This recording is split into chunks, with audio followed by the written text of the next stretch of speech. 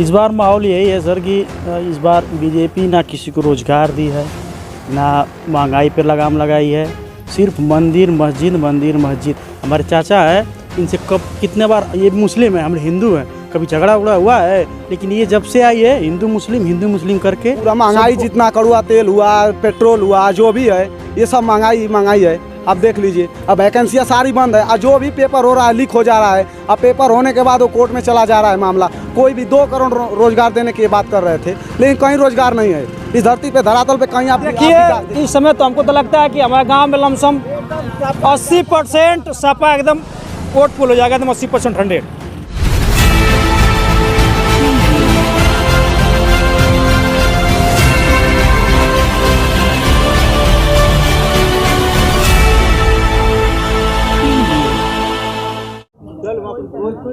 स्वागत है आप सभी का BTS न्यूज़ में। इस वक्त हम लोग उत्तर प्रदेश के मऊ जनपद में मौजूद हैं। मऊ जनपद के नसीरपुर में हम इस गांव में आए हुए थे। तो यहाँ पे जो कि 2022 का जो विधानसभा चुनाव है कुछ महीनों में शुरू हो जाएगा और इसका रिज़ल्ट भी आ जाएगा। तो ऐसे में देखना ये है कि चुनाव को देखते हुए काफ़ी हलचल मची हुई है।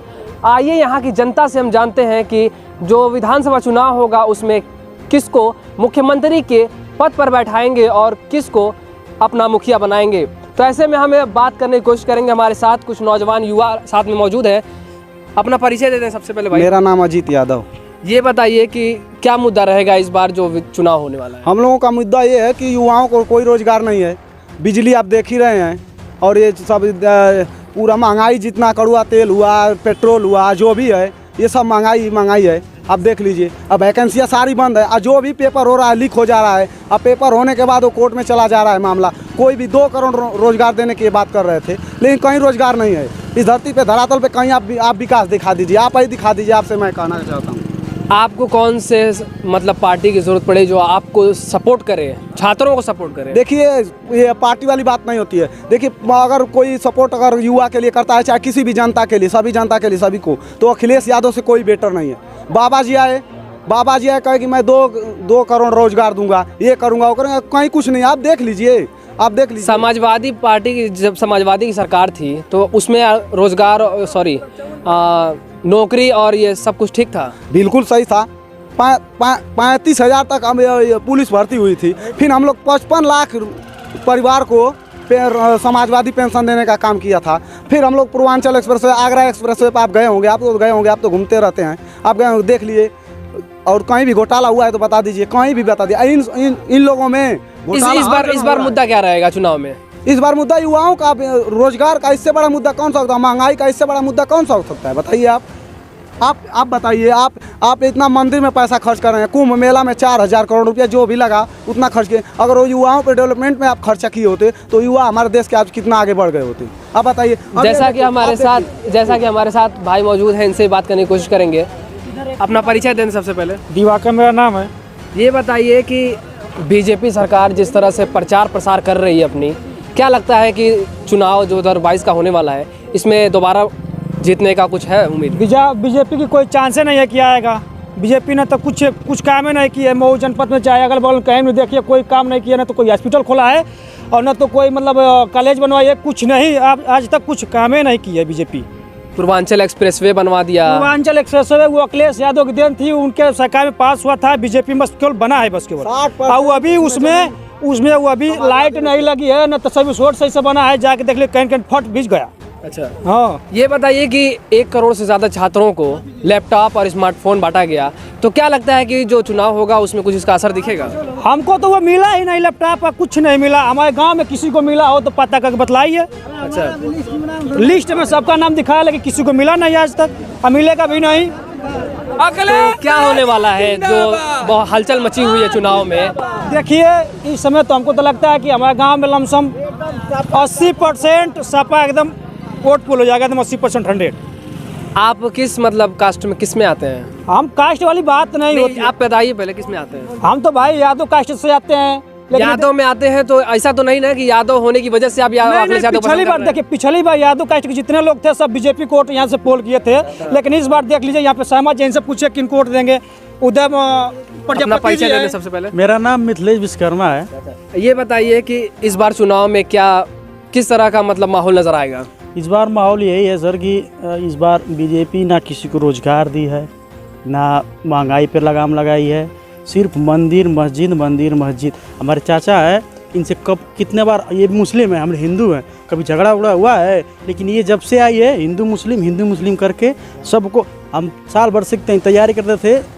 NTPC ग्रुप डी का मुद्दा आपको मालूम ही होगा, क्या क्या हुआ, कैसे हुआ है, कैसे घर से लोग पैसे देते हैं कि चलो भाई पढ़ रहा है।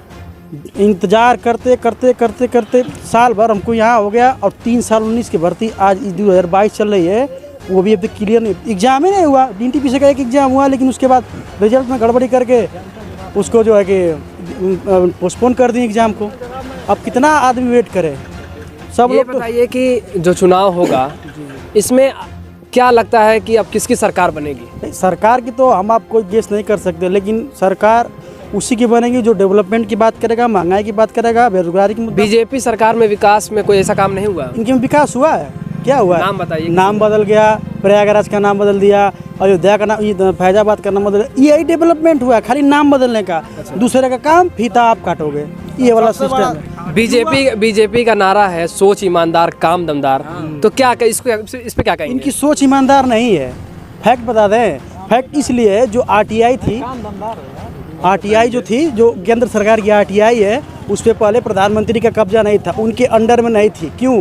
जो भी घोटाले होते थे वो RTI के माध्यम से उसको उजागर किया जाता था। जो NDA की, जो कांग्रेस की सरकार थी उस टाइम की, तो वो प्रधानमंत्री के अंडर में नहीं थी, ये आए तो अंडर में कर लिए। किस लिए किए? कि जो भी फंड आएगा, कितना खर्चा हुआ, कितना नहीं हुआ, उसके बारे में ये कोई पूछने वाला नहीं है।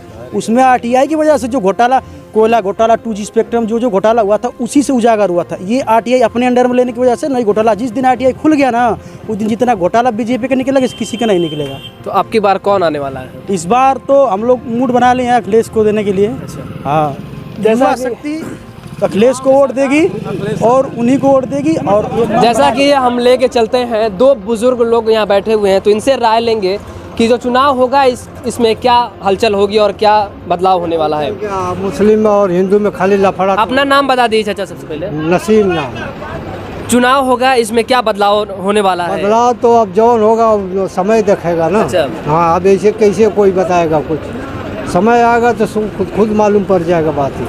आपकी उम्र हो चुकी है, आप ये बताइए कि किस तरह से कौन सी सरकार लोगों के लिए जो ईमानदार सोच हो ऐसा काम करे? आएगा तो बताएगा भाई, ये तेरे कोई कुछ नहीं बताएगा। कोई तो होगा सरकार में जो ऐसा कर सकता है। हाँ, जो है अंकलेश किया पहले के, यही तो मालूम। अखिलेश यादव। हाँ।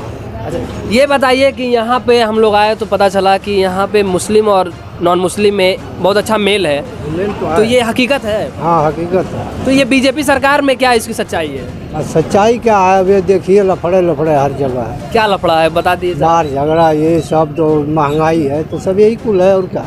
अब इतना हमारे साथ चाची मौजूद हैं, इनसे हम पता करेंगे कि क्या होगा विधानसभा चुनाव जो 2022 का आने वाला है कुछ ही महीनों में। तो चाची ये बताइए कि सबसे पहले अपना नाम बता दीजिए। सतवारी ना है। ये बताइए कि इस बार किस मुद्दे पे चुनाव होगा?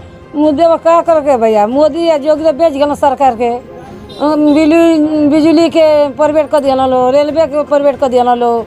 योगी का जब भविष्य के लिए करता तो लड़का का शिक्षा कुल बंद करके उनका चौपट कर दिया। योगी जी किसानों को 50% बिजली माफ करने को कहा है, इस पे कुछ ना करिए, कुछ ना करिए। अच्छा। हाँ, कुछ ना करिए, लड़का का भविष्य खाली खराब कर समा। तो अब कौन आने वाला है? अखिलेश आने वाला है। अच्छा, अखिलेश यादव को पसंद का वजह कोई होगी? है कि अखिलेश कुछ करना चाहे ना करा, लड़का का भविष्य ना बिगाड़ समा। अच्छा। हाँ, अब बीजेपी सरकार उधर एकदम रद्द कर दिया, पढ़ाइयो लिखाई के शिक्षा बंद कर दिया। राशन 3 साल से एकदम राशन मैंने कल 5 वर्ष मन का दिन हो रहा जाता। अच्छा, तो मतलब उससे मतलब कुछ होने वाला नहीं है? मुथू दे दिया, क्या करा भाई, तेल दे दे, रिफाइन दे दे, तो खर्चा हमका चल जाता। 400 रुपया किलो करुआ थे, कैसे जनता जी? तो अब दोबारा आप लोग जिताएंगे बीजेपी को? ना, उनके ना जिता, अखिलेश के जिता लिए। अच्छा, अखिलेश यादव। हाँ, जैसा कि हमने यहाँ बात किया, हम लोग उत्तर प्रदेश के मऊ जनपद में मौजूद थे। ये गांव आता है नसीरपुर, और यहाँ पे हमने चुनावी माहौल को देखा। और आपको बता दें कि यहाँ पे समाजवादी सपोर्टर ज़्यादा हैं, लेकिन विकास के तौर पे ये समाजवादी को पसंद कर रहे हैं। आगे की अपडेट इसी तरह देते रहेंगे। क्या कुछ रहेगा मऊ से। मैं मोहम्मद रेहान, उत्तर प्रदेश मऊ से, कैमरामैन धर्मेंद्र भारद्वाज के साथ।